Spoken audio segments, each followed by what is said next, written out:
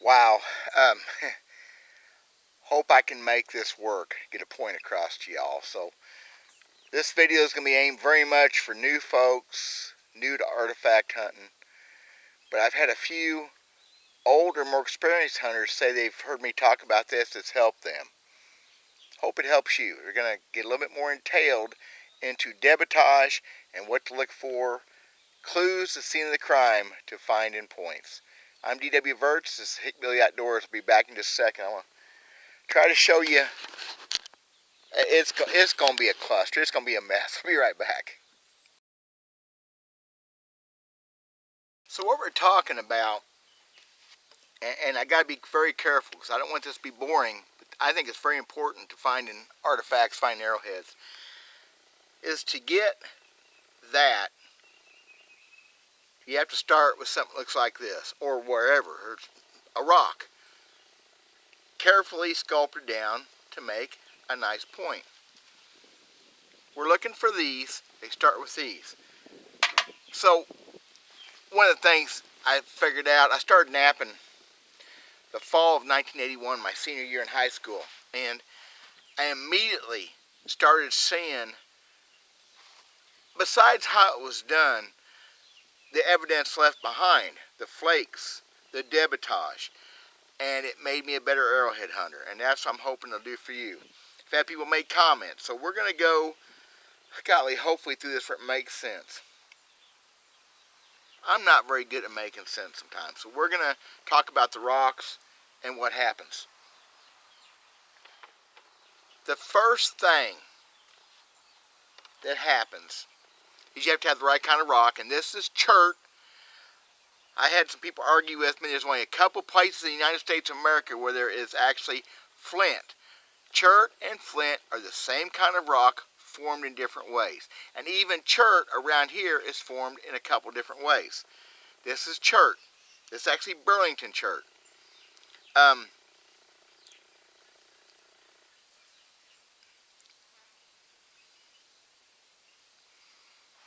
So I'm not good enough to be teaching this. There's things that have to happen to make this no point. One of the artifacts that I find, and I've talked about, are hammerstones. Hammerstones are special. They come in different sizes, shapes, and forms. The reason I know I find hammerstones because they're in context. In other words, you've got a field full of debitage and points, and you find these round rocks, they don't really fit there because they're hammerstones. You'll see them where they have damage on one end, or I find them broken because you can break them. I've dug them up from 20 inches deep in the ground around in context with points and pieces. Hammerstone.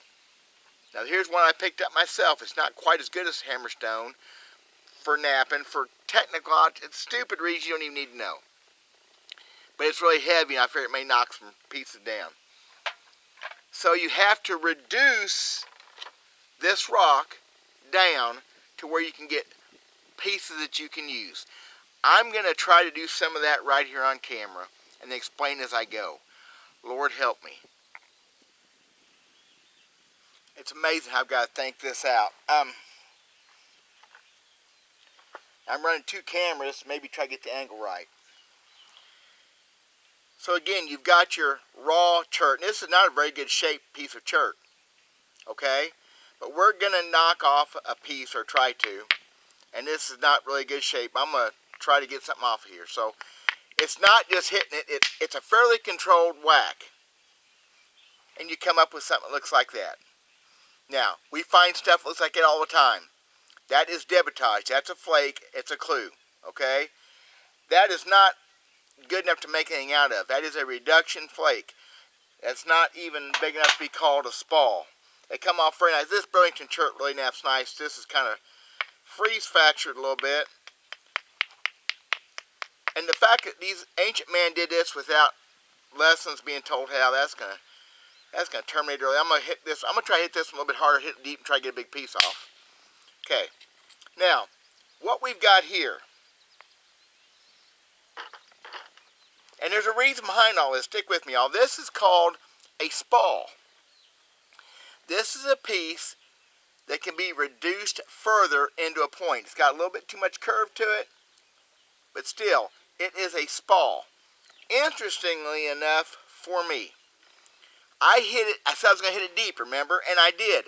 So when I hit it deep, I got what's called a bulb of percussion. See, it's got a little ball on the end. It's a little deeper there. It's not really good, except you find, that's one of the things I found. I had somebody criticize me that I didn't know what I was talking about. I made one there pretty easy. This is very sharp. That can be worked down into a point by a good napper. And let me say that real quick right now and get back on my funny looking face with my camera running here. I am not a good napper. I don't do it enough. It's like my guitar playing. I'm not good. I sure ain't great. I went a couple, 3 years here just recently without doing this. So I'm not a good napper, okay? I get by. I get by playing my guitar, just barely. But that's the first stage of reduction, is to take a big rock and get a spall, and I was fortunate enough to get one pretty quick. So let's go kind of to the next step. So before I do anything else with this spall, I'm going to kind of skip ahead, because what you end up with, and this isn't a very good example, I should have went and got one on my rock pile. You'll get a piece that's been hit on all the way around, and you'll end up with a core or a tool. Okay? This one could be hit on some more. It's never going to be thin enough to make a point. But that's another artifact in a way. A core is a spent rock, nothing left. They just tossed it aside. Generally, they're stacked up pretty tall on the sides. When they get down to size, which this one really would be, then they make tools. They make celts. They make adds. So they try to get as much off that rock as possible. So we've got, so far, we've got, and this will eventually would be a core. Or a tool. I may get down to a tool. I just don't know. They didn't know either most of the time. It's whatever happened to them. But we get down, we've got our hammer stones that we hit rocks, and we get pieces off like this that will eventually could become a point. Those are called spalls. So let's get to the next step again. I know I'm going over things again, but to get down to this right here, okay, we've got to go through the steps. If y'all want to see more on how to nap, there's plenty of good channels on YouTube. And I'm not the one to be showing you this. I don't care. I'm just not good enough about the napping part. So what we have here now, we have a spall. Okay? I know I'm saying it over and over. We're going to try to get this thing reduced. I'm not going to make a point on this thing, by the way. We're going to try to reduce this down some. This is called a braiding, and you have to do this or the rock will just crush up in little pieces. Okay? I'm going to try to knock out some flakes here and show you. First off, I'm going to get some of this little crap off the side of it. And again, that's, sometimes you find stuff that looks like that. The little bitty flakes, once in a while.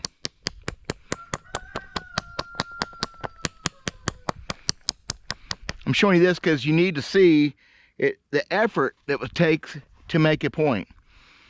Okay, so what I've got a place I can knock a flake off here, hopefully. I don't even have a good way of doing this more. So I'm going to try and knock a nice flake off. We'll see how this goes with this bopper. And in my defense, for years I've used abo equipment. I've used bone, antler, and rock. It hurts, and it's more skill than this modern stuff. I still will do it the old way if I nap more. I'm doing it the easier way, not easy, but easier way. So I'm going to try to get a flake off of this. Okay, so here's what I've got, and not a very good one, but there's a flake. Several flakes, actually. Camera, see that? That's the kind of debitage I'm trying to show people. What you're looking for is flakes. Now, I didn't do a very good job there. It come off kind of small. I'm not really sure where my hit. Okay, I've got my platform different. Anyway, it's called platforms. You're trying to hit the right spot in the rock. How's that for oversimplified? Okay, here's a good example of a flake. Those are the things you see me pick up in fields and sometimes creeks all the time. That's a flake.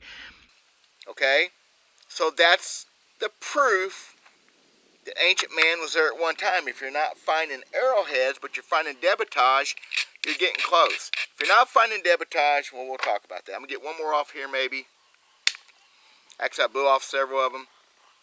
Flakes, okay?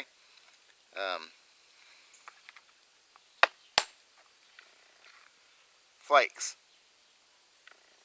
That's a pretty cool piece of rock. I'll probably miss that later someday. And that's the way Ancient Man did it. How we figured it out on our own, I don't know. Except the Indian Ishi back in the early 1900s, whatever, taught us a lot about this, the way this works. So I'm done ruining that rock, because I'm going to ruin it. One more time, I'm going to try to get a big old piece off it yet. I don't know if I can or not. This is a weird shaped rock. Okay, what we've got, okay, this is not a very good rock. It's freeze fractured. That's why it broke like that. That's fine. I thought it was weird looking. But when you find this kind of stuff in a field, in a creek, that does not happen naturally, okay? Especially when you see that. When you see that, you're looking at man-made hits. Nature cannot hit a rock like that. Let me say that again. Nature cannot knap a rock like Ancient Man or I can. You can get little bitty chips, little bitty Herzegovine cones. It's the shape of the flake. It happens in nature. It happens to glass when it breaks. But nature cannot have the speed that has power, but I'm using speed also, combined with power, carefully controlled, hopefully, to get those flakes to come off the way you want. It'd be pretty rare. Even road graders that go up and down the road breaking this rock up, they're doing it real slow speeds, a lot of pressure. It just crushes stuff. It does not make pieces come off a rock that looks like ancient debitage. And that's what we're looking for, is the debitage. So let's talk about that here in just a second. I got to get all these flakes. In that little bit, I've got flakes on me. I don't know if y'all can see. There's the flakes I got just now. In that, just a minute or so. I don't know if y'all can see this. Last week I napped. And there must be 100 plus flakes right here from me napping last week. It doesn't take very long to pile the stuff up. Look at that pretty flake. And that's why I say some flakes are better formed than others. These were actually really good ones. It does not take very long to pile that debitage up. The other piece of debitage that really doesn't matter much because it's harder to find, and I may have a hard time showing it to you here.